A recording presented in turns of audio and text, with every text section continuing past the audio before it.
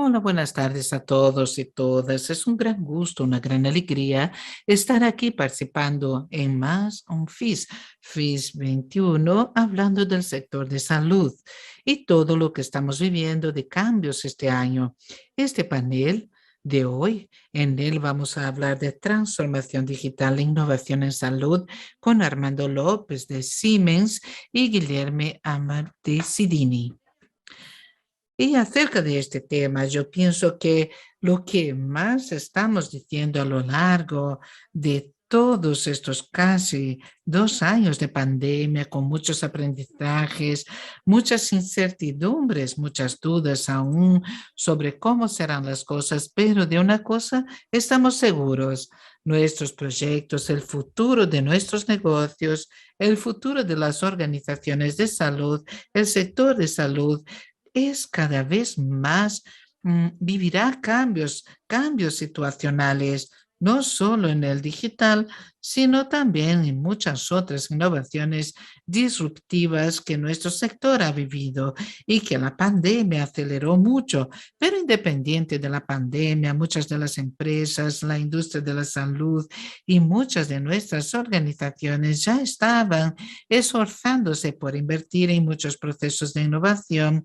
disrupción, pensando siempre que la incorporación tecnológica es un camino sin vuelta para el sector de salud, teniendo en cuenta que nosotros tenemos una población en un país de dimensiones continentales con diferencias estructurales en nuestro sistema de salud y la pandemia puso mucha luz sobre esto y con muchas posibilidades la tecnología, lo que hay disponible hoy en el mundo, nos permite decir que el futuro, sobre todo de una salud más sostenible, con más calidad, con más posibilidades de ofrecer calidad de vida a esta población que hoy ya vive más, la población más longeva, como decimos, ya está ocurriendo hace 5 a 10 años. Discutíamos que las personas vivirían más tiempo y esto traería más comodidades, personas mirando mucho más a la calidad de vida, entendiendo que la medicina preventiva tiene que ser nuestro objetivo, nuestro enfoque, y no hay como pensar en prevención, en medicina personalizada, genética, genoma y todo lo que hay disponible en el mundo, sin hablar de tecnología de la transformación digital. Tenemos aquí hoy dos compañías, dos empresas que son referencia en nuestra área de la salud y vamos a conocer un poquito de sus iniciativas, de lo que hemos hecho, de cómo se ha visto que la transformación digital puede traer más valor a nuestros clientes, clientes y lo que también han experimentado ustedes a lo largo de este último año, pensando que estamos terminando el año e iniciando el próximo año, pensando en el futuro de la salud. Así que vamos a empezar por Armando. Armando, bienvenido. Muchas gracias por estar aquí con nosotros en este panel.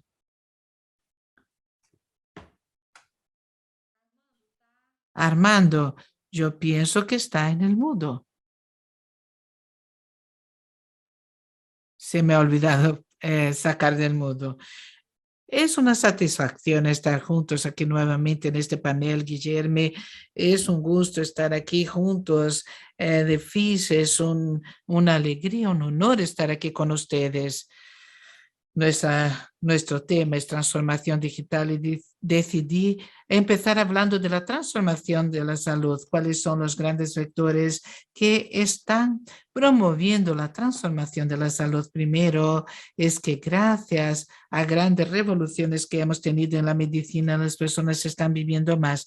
En Brasil tenemos la tríplice carga, tenemos una carga importante de enfermedades parasitarias, infecciosas, saneamiento, el tema de la violencia que provoca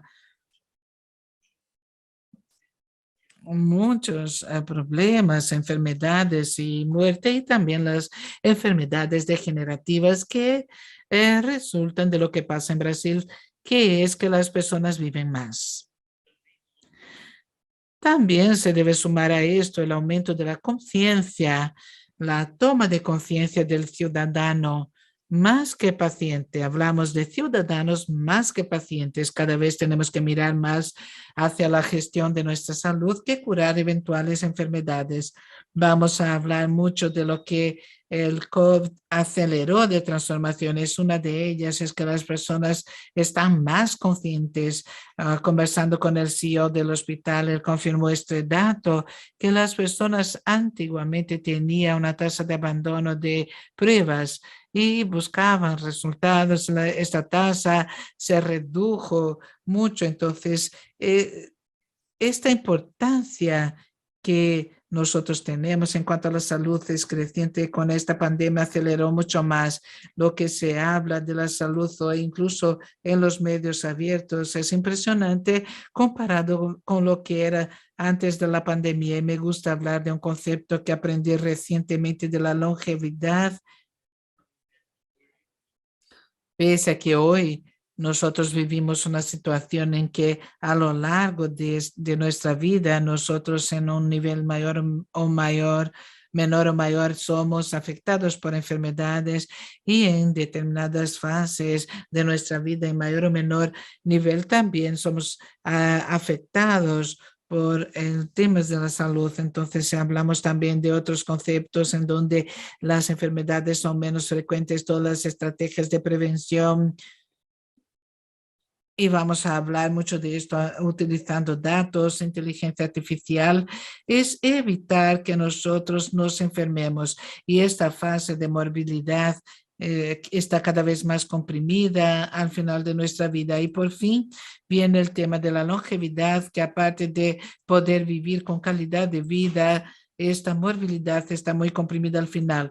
Esta es una ambición, yo podría decir que es el sueño de la medicina del futuro, de una gestión efectiva de la salud. Para que podamos llegar a esto, hablamos de tres grandes pilares, partiendo del diagnóstico. Hay muchas historias con esto del diagnóstico expandido, ya sea para el tratamiento, la prevención o la predicción. Tres pilares. Uno de ellos es para hablar del genio digital, es decir, tener la ambición de que cada ciudadano tenga una copia de sí, es decir, el gen digital de su organismo, de su fisiología, de su organismo en un sistema, de manera que esto permita previsiones, predicciones e incluso simulacro de eventuales tratamientos para proveer soporte a la decisión clínica. La decisión siempre será del médico, pero cuanta más información aparte del dato y conocimiento histórico que se ponga a disposición, mejor. Este es un pilar. El segundo es medicina de precisión. Y además de esto, mínimamente invasiva, que nosotros de hecho podamos tratar a la persona en el momento correcto, a la hora correcta, de la manera correcta y cada vez más individualizado. El tercer pilar, que es el tema de nuestra conversación de hoy, es la digitalización, el uso de datos, que pese a la importante discusión de cómo podemos proveer con toda seguridad la información propiedad del ciudadano y los beneficios que se trae de esto, porque podemos trabajar diversos algoritmos predictivos, vamos más allá de la prevención, pasamos a la predicción. Nosotros podemos seleccionar grupos que requieren tratamiento, cuidado, atención especial a una u otra enfermedad y esto también aunado a la longevidad que podemos vivir cada vez más. Todo esto, una vez más, con el soporte para la decisión clínica. Quiero aprovechar un poquito más el tiempo para hablar de un factor o del factor catalizador que fue la pandemia para la digitalización también. Toda esta conciencia que se creó. Una serie de herramientas siempre existieron. El tema a veces no fue tanto la tecnología, sino nuestra voluntad y disponibilidad para utilizar la telemedicina. Siempre comento que mi padre era médico, mi mi hermano es médico y siempre de pequeño mi padre tenía en nuestra casa un teléfono y él daba recomendaciones a sus pacientes, también a los que venían a su consulta, a los que ya conocía y así sucesivamente. Imagínense hoy que podemos ver a las personas y conversar con ellas, los beneficios que esto trae, pero esto ya empezó a utilizarse, de hecho, cuando no había salida y diversos servicios que ofrecemos. Todas veces que traemos un nuevo equipo a nuestro cliente, nosotros enseñamos a utilizarlo, a explorar el máximo potencial, llamamos de exploración. Y tradicionalmente se hizo de manera presencial, aunque se podía hacer de manera remota. Y no quedó alternativa. Empezamos a hacerla remota, de manera remota hoy día. Y la retroalimentación del cliente fue mejor porque en lugar de tener 5 días concentrados en que va la persona allí, no siempre el radiólogo puede dar la debida atención 8, 9, 10 horas al día a lo largo de 5 días. Esta capacitación se distribuyó en 2 horas al día se explicaba un poco, se ponía en el protocolo, al otro día se hacía un poco más, la calidad mejoró, el uso de realidad aumentada para poder hacer la reparación de equipos, expertos, pudiendo ver esto de cerca y todo esto ocurrió porque no teníamos otra solución. Bueno, la pandemia es una situación muy triste. Ahora, claro, afortunadamente en una curva decreciente, pero este legado que nos trajo, tenemos que tratar de utilizar y reconocer el beneficio, por ejemplo, de la telemedicina, reconocer el beneficio que una serie de algoritmos que se pueda construir permitirán el soporte más sólido para la decisión clínica, mirar todo el continuum de salud. Este es otro creciente de conciencia, mirar como el flujo, ya sea del paciente o del dato, caminando a su lado en su jornada y también de manera digital, mirar a lo largo de jornada de vida de él, cómo podemos tener esto protegido, pero estructurado, porque el beneficio es innegable. Entonces nosotros hemos conversado sobre eso, son cosas que nosotros tenemos que hacer de la manera correcta, pero no podemos esperar aplazar eso y esperar otra pandemia. Afortunadamente nosotros teníamos las herramientas y pudimos utilizarlas. Son ciertas capacidades que tenemos que conseguir todos cada vez más juntos, ¿no? Más es algo siempre más incierto, los que es novedad, uno no está preparado para adaptarse a trabajar con ello. Muchas gracias. Muchas gracias, Armando.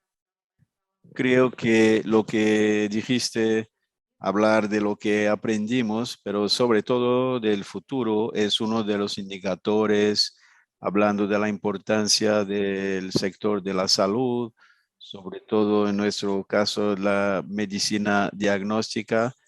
Nosotros hablamos sobre eso hace un mes, como un cambio también del perfil del paciente, del consumidor, de preocupación por la medicina preventiva. Estaba comentando que vimos este año un cambio en el perfil del público que cambió nuestro servicio. Fue muy claro percibir la edad, sobre todo de los hombres,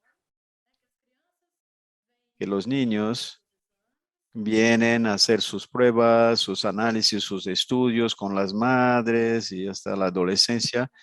Y los hombres y las mujeres, los hombres vuelven a aparecer, la mujer con 20, 30 años, cuando empiezan a hacer los primeros exámenes, estudios ginecológicos de los hombres con 40 años, cuando vienen a hacer el chequeo o el check-up. Y es un cambio en este perfil de los más jóvenes, de 20 años más o menos, que buscan nuestros servicios y por consecuencia consultas médicas, estudios, análisis preventivos, preocupándose por la prevención. Eso es algo que la pandemia aceleró y mostró. Tenemos que tener una mejor calidad de vida para que aun cuando tengamos una infección, estemos mejor preparados en términos de salud y de persona. Se trata ya de un cambio que ya vemos en nuestros servicios. Los más jóvenes buscan la medicina preventiva. Le paso entonces la palabra a Guillerme para que pueda compartir su visión sobre el tema y también hablar de sus experiencias. Buenas tardes a todos. Es un gran placer estar aquí con ustedes de manera virtual. Es exactamente lo que dijeron ustedes. Estamos acompañando las discusiones sobre la salud para la mejora de la calidad de vida de los pacientes, que la medicina sea menos tratamiento y más diagnóstico. Y con la pandemia, con lo que pasamos estos últimos 2 años, es un salto pasar por el diagnóstico y la prevención. Había muchas campañas en este sentido y la pandemia intensificó muchísimo esta búsqueda. Primero, la inclusión digital con el acceso a Internet, y sabemos también que a veces hay muchas dificultades y las personas están cada vez más preocupadas con lo que hace o lo que no hace, y la digitalización, estar más próximo del laboratorio, del médico. Las personas se enfocan, tienen una preferencia, estar más cercanas de los puntos de confianza de información. Y creo que esta pandemia trajo esta preocupación. Sabemos ahora a quién tenemos que buscar para buscar las informaciones, que es algo muy importante. Como dijeron muy bien, la pandemia levantó muchos problemas que afrontábamos, la estructura para diagnósticos,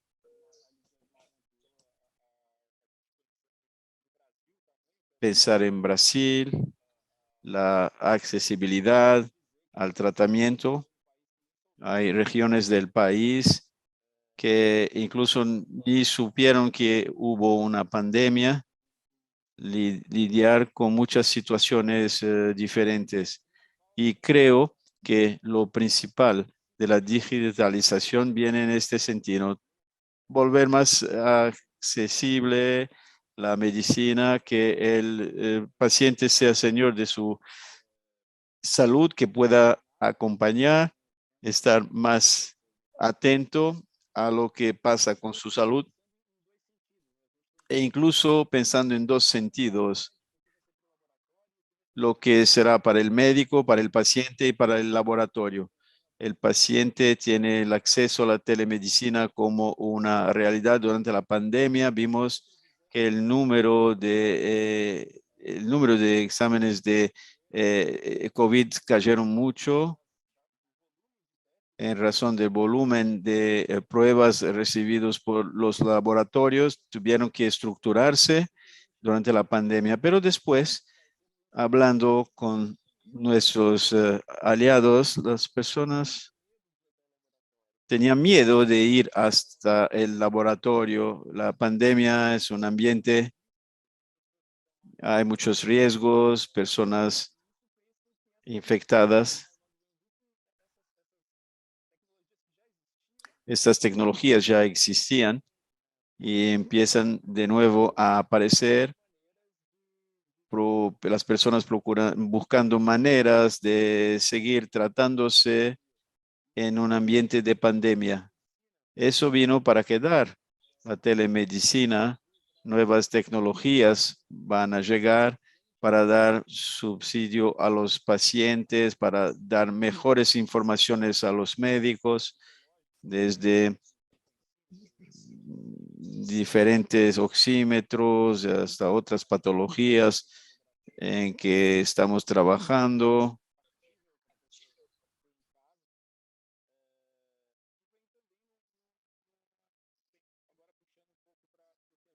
Y ahora para lo que estamos desarrollando a diario, desde siempre tuvimos un desarrollo de tecnologías y enfocando en el diagnóstico.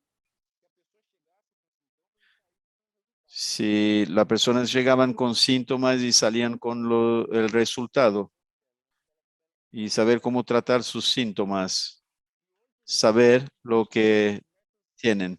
Y pensando en estas posibilidades, no solo para los pacientes, sino para los laboratorios. Otra cosa, durante la pandemia, pensamos en el desarrollo de cosas, de tecnologías brasileñas y soluciones propias. Consumimos mucho lo que viene de afuera, del exterior. Son realidades diferentes. Por ejemplo, lo que sirve en Europa y Estados Unidos es diferente de lo que se hace aquí. Y lo que venía del extranjero se usaba sin adecuarlo a nuestra realidad. Es algo que la pandemia mostró que hay que cambiar. Estamos desarrollando muchas cosas en asociación con empresas brasileñas, cuando el paciente, que una colecta o análisis menos invasivos que pueden colectar en el laboratorio, la integración de esos resultados por aplicaciones y ya están asequibles al médico que puede seguir este paciente y hacer la solicitud sin necesidad de salir de casa, medios de transporte, como llegar en sitios más alejados del país y también soluciones para el laboratorio, un proyecto que desafortunadamente estuvo congelado durante la pandemia, es traer acceso a los laboratorios, a los médicos y a los hospitales brasileños para que puedan desarrollar sus propias soluciones, dar acceso a estos laboratorios y hospitales para que puedan utilizar y desarrollar sus kits en un panel para la realidad afrontada a diario y sin encajarse en este perfil. Creo que tener esta evolución es encontrar maneras, y la digitalización va a traer eso y crea esta necesidad, es cómo generar datos con la mejor exactitud posible, que sean pacientes, médicos, hospitales. La digitalización de alguna manera crea una distancia que tiene que ser resuelta de alguna manera. La telemedicina también en un paciente es necesario tener informaciones para, de hecho, poder seguir este tratamiento. Hay una cadena de cosas que la pandemia trajo en esta digitalización, necesidades que tienen que ser suplidas y poder suministrar datos suficientes para que los médicos puedan mejor entender su situación. Colecta domiciliaria y imágenes y volver eso más asequible. Y más allá del diagnóstico y el tratamiento es apalancar a prevención. Cuando uno tiene acceso a todo y forma parte de su rutina diaria, pensar en la longevidad, la natalidad, en esta tendencia de nada vale vivir mucho. El paciente tiene este control sobre los datos generados que van a ser utilizados a diario. Es lo que estamos intentando hacer la medicina personalizada y el acceso más simplificado y fácil de encajar en la vida diaria del paciente, del laboratorio y también del hospital. Es más simple para todos.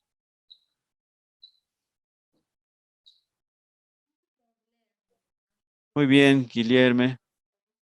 Creo que usted habló de puntos muy importantes. Primero, cuando pensamos, recordamos al inicio de la pandemia, nuestro sector tuvo mucho falta de abastecimiento, máquinas de EPIs y se discutió mucho sobre la importancia de la inversión en la industria nacional, la inversión en la ciencia de Brasil. Vemos cómo fue y es importante la campaña de inmunización, todo lo que hicimos en Brasil con la efectividad de las vacunas, porque tenemos centros de referencia, laboratorios preparados para la producción de los inmunizantes en Brasil.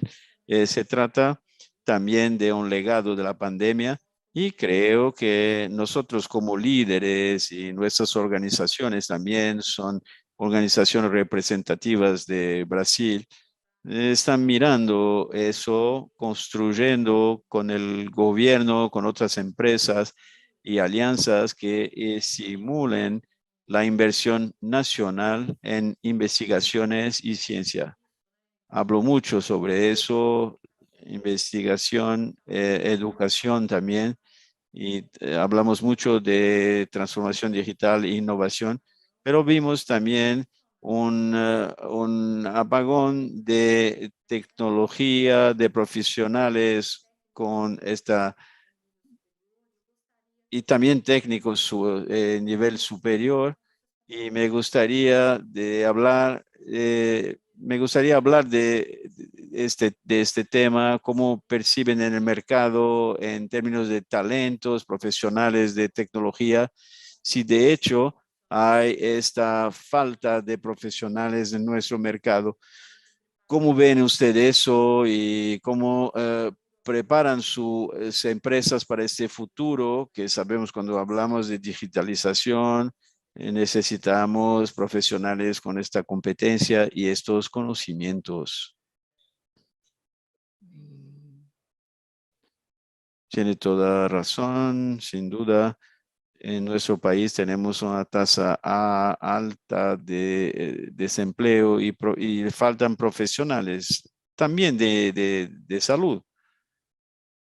Tuvimos un problema con la pandemia para que podamos proveer acceso a 20 millones de personas.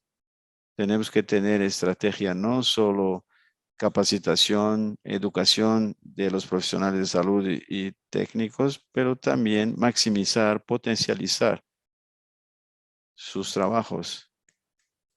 Nuestro ejemplo, hacer eso de manera remota, una persona que cuide dos personas o equipos, herramientas de inteligencia artificial que permita que el análisis sea hecho de manera más rápida. Esta suma de tecnologías puede dar soporte a la decisión, como hablamos en otra ocasión, la capacitación del profesional de salud. Hago una comparación. La calculadora científica, ¿qué significa la calculadora científica del ingeniero? Obviamente el ingeniero tiene que conocer todo eso, pero para el médico, profesional de la salud, la inteligencia artificial va a ser una tremenda herramienta, atender a más personas, mejorar la calidad, la velocidad y así sucesivamente. Herramientas importantes, necesitamos aprender a usarlas de manera adecuada. Me gustaría aprovechar, antes de palabra a Guillermo, hablar de otro tema importante, súper importante, que tiene que ver con reducir los despilfarros en el campo de la salud, cómo potenciamos esta atención con el paciente. Como dijo Guillermo, tenemos muchas cosas que generan datos pequeños, dispositivos oxímetros u otros más sofisticados, cuánto tiempo de ejercicio físico, de equipos de imagen, de análisis clínico y así sucesivamente. O sea, dar una imagen, si creamos capas donde estos datos estén integrados, mucho vamos a obtener ahorros para ampliar acceso y brindar a más personas. Mi madre hizo muchas cirugías, después tuvo que hacer otra de otra naturaleza en otra institución. Y preguntaron, señora Gracia, ¿qué tiene usted? Y contó un tercio de lo que pasó, tenía otro tercio, llamamos a otro hermano, otro tercio y así sucesivamente. Entonces, si esta historia, este historial estuviera disponible, no coloco contar, pero eventualmente informaciones sin perderse en el camino es importante eventualmente para este otro procedimiento, no de la manera al inicio del continuum de salud. Los que usan un smart hoy no acaban motivándose a hacer más ejercicios físicos y tener cuidado con el horario que despierta, que duerme. Eso ayuda en este ciclo virtuoso, celar por su salud. De alguna manera estamos haciendo un game. Es otro aspecto que es muy importante, en mi opinión. Le pido entonces permisión para contar lo que estamos haciendo en Sabin. Tenemos una plataforma de datos para imágenes, análisis clínicas ya establecida. Los beneficios percibidos, el acceso del paciente a las informaciones es muy simple, del médico también, y eso está listo para empezar a plugar algunos algoritmos, por ejemplo, uno que haga lectura de imágenes y ayude al técnico para su laudo.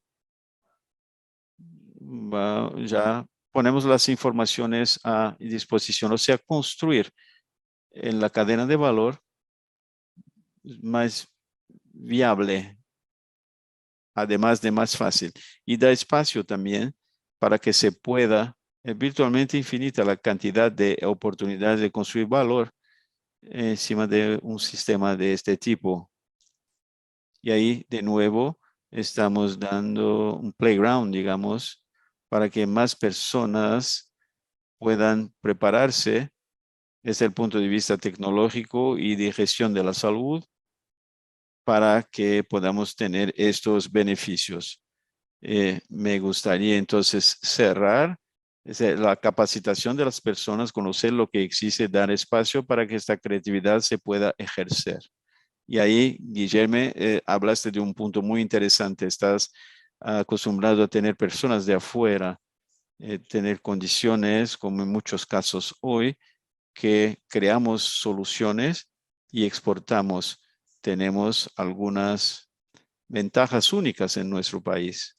Por ejemplo, la diversidad genética. Tenemos personas del mundo entero viviendo aquí. El trabajo de AHC es mapear eso. Y estaba hablando con un colega, la diversidad para capacitar un algoritmo va a ser mucho más potente que cuando se compara una población con una sola característica. Da espacio para preparar personas calificadas del punto de vista tecnológico, de la salud, y tenemos las dos cosas juntas, nuestro país y hacia afuera. Gracias. Perfecto. Muchas gracias, Guillermo.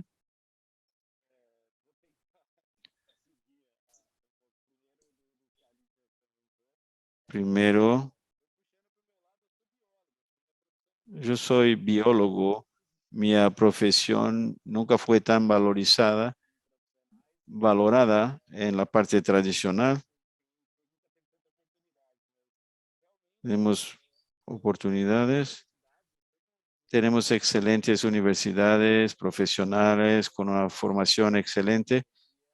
Lo que falta, y es algo que estamos intentando a través de CEBIT, es mayor participación de privado en Estados Unidos, y tenemos profesionales muy buenos en tecnología y en tratamiento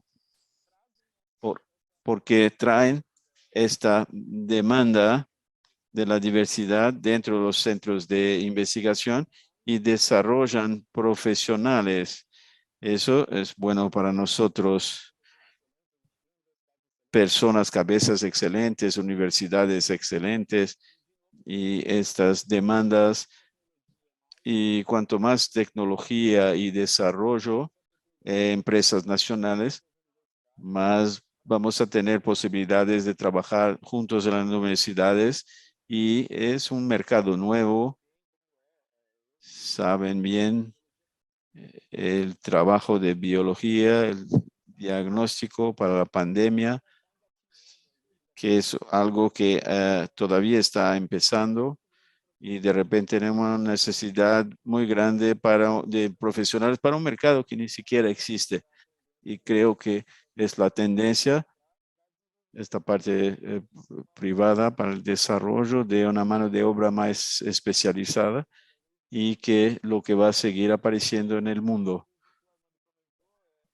Y como Germán dijo,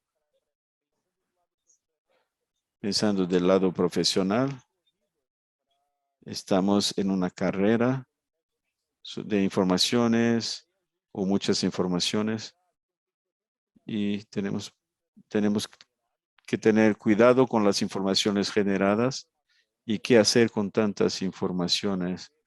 Hoy vemos que hacemos paneles para mapeamiento de genoma. ¿Y qué hacemos con estas informaciones? Genera una necesidad del lado de los profesionales y médicos, y cómo trabajar eso. Eso ayuda muchísimo, tener un grupo de profesionales que trabaja sobre el paciente. Un único profesional de una única formación va a poder lidiar con tantas informaciones. Estamos hablando de una serie de especialidades médicas, y si tenemos todo eso, el historial del paciente concentrado en un lugar solo, podemos tener un equipo de profesionales que mejora la calidad del diagnóstico del paciente. Surge la necesidad entonces de profesionales más generalistas que puedan tener la posibilidad de lidiar con tantas informaciones, dar una dirección. ¿Qué hago entonces con esta información? Y a veces estamos hablando de un genoma, todo un genoma, 100 páginas. ¿Y qué hacemos ahora con tantos datos, este montón de datos? Hay que crecer en paralelo, generación de datos y también el tratamiento de calidad de estos datos. Muchas personas van a usar eso de la mejor manera posible, y que se vuelva palatable para los más interesados, que es el paciente, básicamente.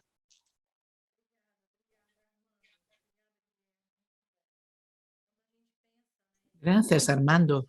Gracias, Guillermo. Y cuando hablamos de innovación, nosotros pasamos por hablar de la importancia de los profesionales. Yo creo que para terminar este panel y agradecer a Armando por toda el aporte, la visión, y Guillermo también está llegando de viaje, el vuelo retrasó, pero pudo llegar. Muy bien, para terminar, y creo también que es un legado que nosotros tenemos de esta pandemia que será muy importante para el futuro, que son los proyectos de colaboración y cooperación. Aquí estamos representando a 3 empresas. Sabin es aliado de Citin, de Siemens, para nuestros proyectos, para nuestros negocios y todo lo que han hecho y han desarrollado, las inversiones de sus empresas para que nosotros podamos ofrecer mejores soluciones y nuevos modelos de negocios también para nuestros clientes.